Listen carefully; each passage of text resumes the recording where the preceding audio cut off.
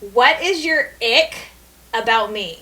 My ick? Like something I don't like? Something I can't stand? I think that's what the young people say. Like, obviously, ick is something gross, but people say that about something that kind of like gives them the heebie-jeebies is what I would call it. Okay, I have a good one.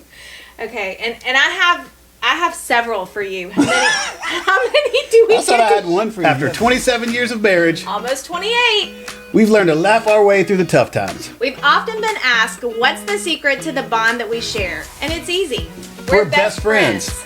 We like to say that marriage isn't easy, but it's always worth it. I'm Woody. And I'm Laura, and we want to invite you along on this season of Married to My BFF podcast. It's a fun, upbeat podcast about marriage, family, and everything in between. So stay tuned for our latest episode. All right. Welcome to episode number 3. Pow, count on 3. Married to My BFF podcast.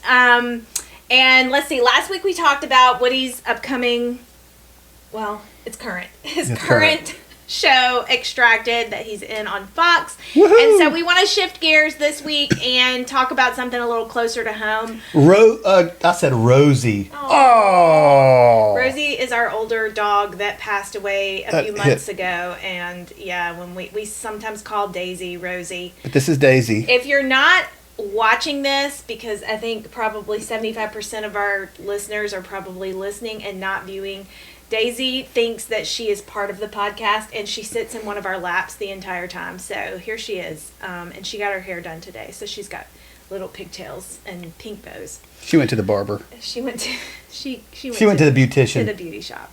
One of the things that we say is that we like to laugh our way through the hard times, and so today I want to share maybe some of those harder moments that we've been through, that we've been able to laugh our way through. But in addition to laughing our way through, I think one of the biggest things that's happened with us is that we've always been able to see the Lord through even the hard times, and seeing how he has worked even in the background. But I do like to start it off with something kind of funny. So earlier this week, I was listening to Sadie Robertson's podcast, and she had her husband on there along with her sister and her husband. And so they were asking each other a question that I think that we should ask each other just because it was funny. Are you ready? I guess I'm ready. Okay, so here's my question for you. Mm-hmm. What is your ick about me? My ick? Like something I don't like? Something I can't stand? I think that's what the young people say. Like, obviously, ick is something gross, but people say that about something that kind of like gives them the heebie-jeebies is what I would call it. Okay, I have a good one. Okay, and I have several for you. How many do we I thought I had one for you. You have several? Okay, well, I will go ahead and say this. Your ick to me is I don't like to listen to you eat. Oh, okay. What do? I smack? Oh, you smack. I don't know. Every time you eat, I feel like you think it's going to be your last bite. Oh my gosh. When I'm like wolfing my food, I do eat fast. And she, like a bowl of cereal, she clangs a spoon around it. She like sucks the cereal off the spoon. And I'm just like, if you just open your mouth and put the spoon in and close your lips, it'll come right off. But she's just like, and I'm like, man. And there's just always smacking her food today. What were you doing? Something earlier today? And I was eating a granola bar. I'm like, are you eating something? You're like, yeah. And I'm like, oh my gosh, I can hear it across the room. It's just like, and the room was quiet. I was eating a granola bar. How are you not going to hear it? I can't help it. Well, my eating isn't silent. That's an ick. Okay, well that's fair. That can be your ick. And even though true. I don't think that I eat like a chipmunk, but whatever. It's not a chipmunk. It's more like a bear with no teeth or something. Okay, all right. I don't know. That's enough. We got it. All right. Okay. Lay it on me. Okay. Well, my ick for you is that every sound someone makes, you get aggravated with. So, ick. That's terrible. That's just a made-up I don't like that midnight snack that you always want to get because it's gross and you make a mess with it. And whoa. You're snoring. Wait a minute. Did you say I get midnight snacks? No, I said I didn't like the midnight snack of choice that you get. I don't care that you eat. Oh, okay. I was about to say, because you'd be bringing food up in the bed almost every night. I'm like half asleep. All of a sudden, I hear it. That is not true. You never. I'm like, wanna what are go you to doing? sleep. And she's like, oh, a snack. What do you mean it's a snack? I'm a It's 'cause your mouth's 70-year-old full. man. No, now? it says your mouth's full. It's either like saltines are your favorite little go-to move. I do like saltines. I have But a it'll be saltines, it'll be nachos, bowl of cereal. Well, he eats saltines, but tell me if you've ever heard of this. He goes and gets these little tiny bowls, and he puts peanut butter and jelly in it. Yes. And, by the way, you put way more than you would ever actually eat. So then there's all this leftover peanut butter and jelly, and he dips his crackers in it. And then the next day, like, it's sitting on the counter, and somebody being me, has to go and, like, wash out that peanut butter that's all stuck in the middle, and it smells. I don't like peanut butter. Who cleaned up the kitchen today? I really think this is a good time to kind of get back on track. I clean the kitchen. So clearly, Almost every day I clean the kitchen. we both have icks. He does clean the kitchen a good bit these days. Thank you. We clearly have lots of icks, so I would love to hear your icks. Next time I will be better prepared and have the list.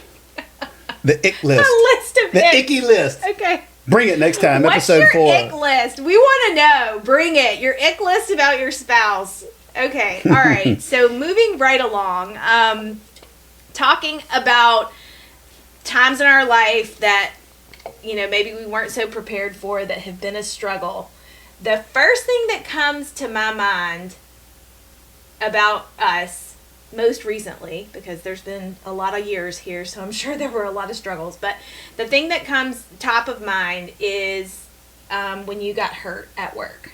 I did get hurt at work. And that was what year? I got hurt September 10th, 2019. That is very specific. Yeah, so a lot of people know, my friends know, that I was a cop in Augusta for a very long time. And one of the things that I always wanted to do being a cop was I wanted to be a narcotics investigator. Ooh. And I was finally able to do that. I got promoted in beginning of 2017. And for about 4 years, I did that. But on September the 10th, 2019, we executed a search warrant. Executed a search warrant. It's very official. And during that search warrant, we were looking for the guy, and we found him under a bed, and he wanted to fight with us. And somehow through that struggle... Was this the guy that was naked? No, that's a totally different story. That's a good one, too. Okay, well... Everybody's going to want to hear about that now. We'll talk about that next time. But, so we fought with the guy, and everybody came into the bedroom, and we're on the bed and trying to get him out from under the bed. And somehow when I got up, my hand was broken in 2 places, and my wrist was broken in 1 place. And apparently... We didn't know how bad it was. Didn't know how bad it was. So, of course, I went to MedNow, like, right when it happened. And they were just like, oh, your hand hurts because it's broken in 2 places. And I was like, okay. So they put a splint on it and said I needed to go see the other doctor. But it just kept hurting really bad. Like, I've broken a bone before, and this one just hurt oddly more than I thought that it should have, because they had a splint on it. But my hand could still move this way. I just couldn't move it this way. And it just kept hurting and kept hurting. And I finally just went on my own, and I got a sling and put in it because it was hurting so bad. And 3 or 4 days later, when I went to the ortho doctor, he x-rayed it, and he said, I see that your hand is broken here in 2 places, but I'm really concerned about the break in your wrist. Your wrist is broken. And I didn't know that. And that turned out to be...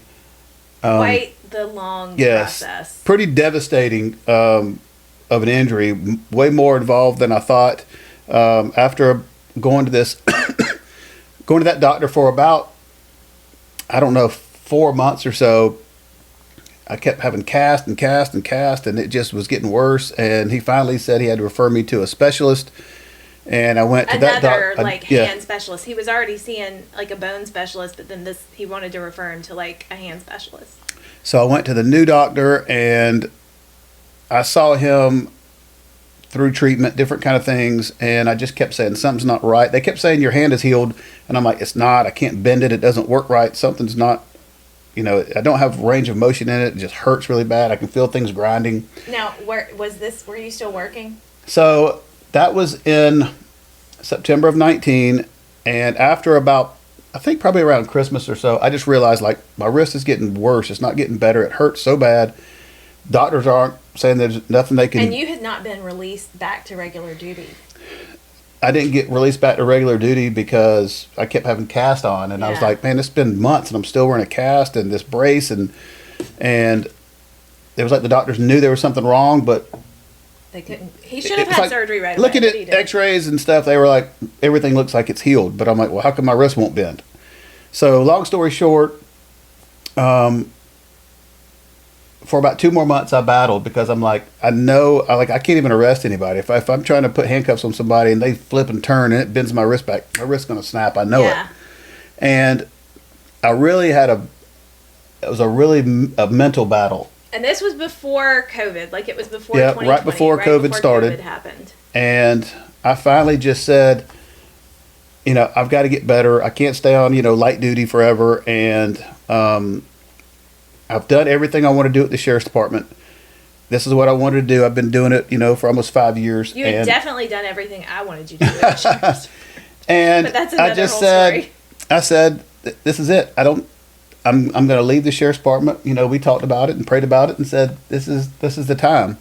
But crazy enough, there was no other plan. Yeah, there was no plan. Like I didn't leave the sheriff's department and said, okay, I got, X, Y, and Z lined up. I literally just put my notice in and said, God, we're going to trust you and it was kind of like the first time that, because we had talked about him leaving, over the years for different reasons, but I was happy. I was happy being an investigator. I mean, who wouldn't want to go to work wearing jeans and a t-shirt and a gun and badge? I mean, in an unmarked car. That's just really cool, like TV job. Yeah, he loved his job, but there were lots of other reasons, like he was gone all the time. It was very unsafe, different things, and he was getting older, and so there were definitely times that we were like, okay, are you going to do this forever? But there'd never been peace to leave because it's still all that he knew. He had been a cop forever. It's not everything I knew. Okay, well, you worked at that job more than any other job your whole life, and it was stable, and there were benefits, all those kinds of things. But it was the first time that we had peace about it, and I think that, so eventually you put in your notice, put in my notice, and I think that one thing that I always like to share when we tell this story is that, there's things sometimes in our life that we might know we should do, but we're so comfortable where we're at that you can't quite make yourself make that move. You can't take that step because it's unknown and it requires faith and it seems stupid and all of the things. And one thing about Woody getting hurt and leaving the sheriff's department is that it sort of forced him to make a move that he might not would have otherwise made. And from the outside looking in, it might seem, silly and all of that, but ultimately, I think that it was really what was in the plan for you and for us is for you to leave. And when he did, because things really got crazy after that. And I think the grace was just lifting.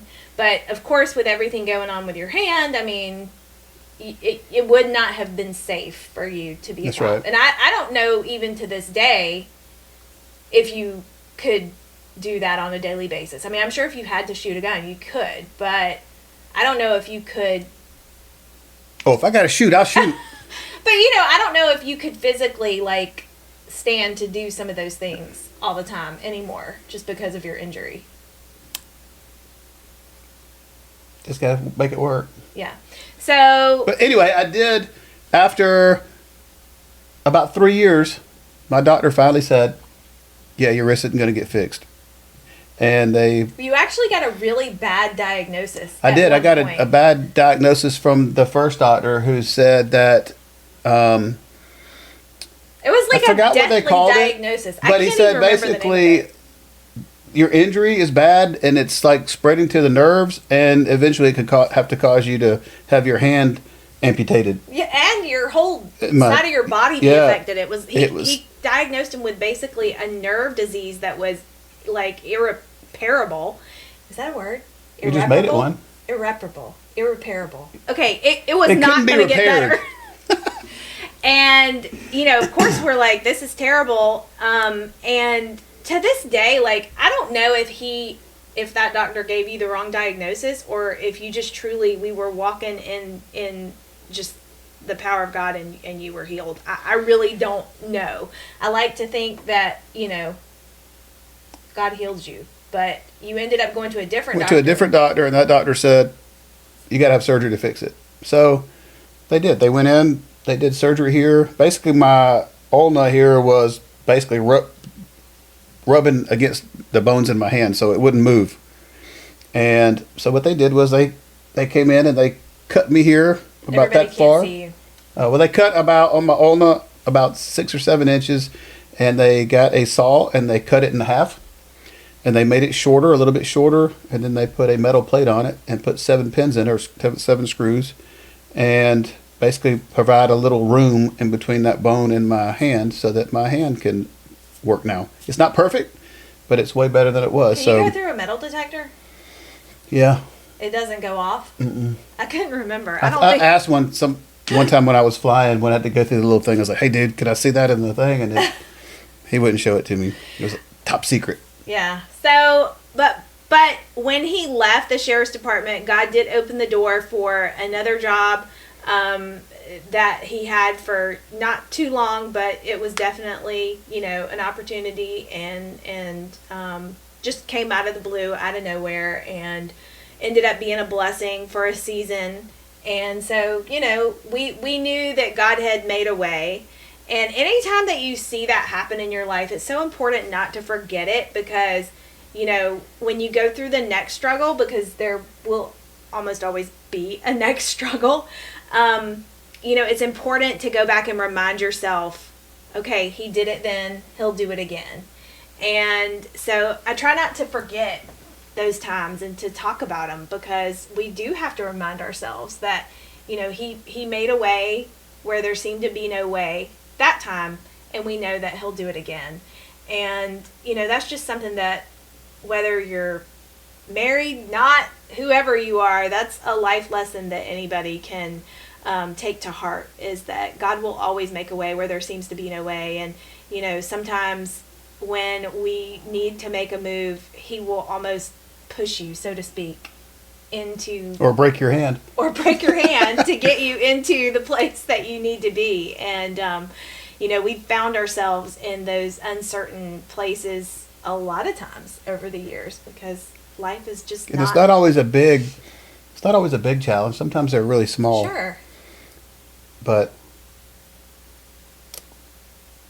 I don't know where I was going with that. I lost my train of thought. They're not always big challenges. They're not always but big challenges. God can still do it, no matter how big or small it is. And, you know, I think that another thing is he ended up leaving that job a few years later. And I just want to end with this little story because I think it's cool how he just connects these dots. But I had been training. I was already working, doing my business, making, you know, money, doing ads and things for people. But I had been approached about, you know, representing Shaperment on QVC. And Shaperment! of course, that was, you know, an awesome opportunity. I was super excited about it. I didn't know when it would begin, but I had to go through a good bit of training to do that. And so I had already been, before you ever left the next job, I had already been training for like 6 months. And I had to get certifications and do all this stuff. And then I was just kind of waiting. Like, I was waiting to get called up. It always reminded me of like people in the in baseball, and they're waiting to get called up to the majors, you know. And like, I was prepared, I was ready, I had the stuff, I had the equipment, like I had learned everything I needed to, but I had not had the opportunity. And so, because I was a backup. And when he left the next job, I got called to do my first QVC show within... I don't know, that's too far for me to think. I mean, it was literally like a few days later. And I think then I did another one, and another one and another one. And so, we say all the time that he wouldn't have been, because of the demands of that position, he wouldn't have been available for me to travel and, do the things I was doing if he had still been in that position. But, that's right. He ended up having to leave that one, and God created another open door for me, to earn money and be able to just take us along on this next part of our journey. And so it's so cool how he will literally, he might close a door or allow a door to be closed, but he will always open another one. And I'm preaching to the choir tonight, because there are definitely some doors that I am waiting to open in our own life.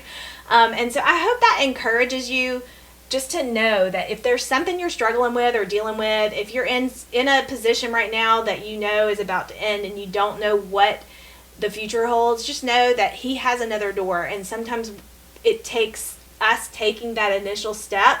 Pull the trigger and do it. Pull the trigger, even if you if it's had pulling hand on your surgery. heart, you keep thinking about it, and you just keep going back and forth. There's something in you that's telling you that you should do it. Yeah, I agree. And something may be telling you not to do it, and take a leap of faith. Take a leap of faith. That is tonight's tagline. Take a leap of faith. I just thought of that on the fly. I love it. That's the title, and I didn't even know what it was going to be. So take a leap of faith and do what you know you have been called to do.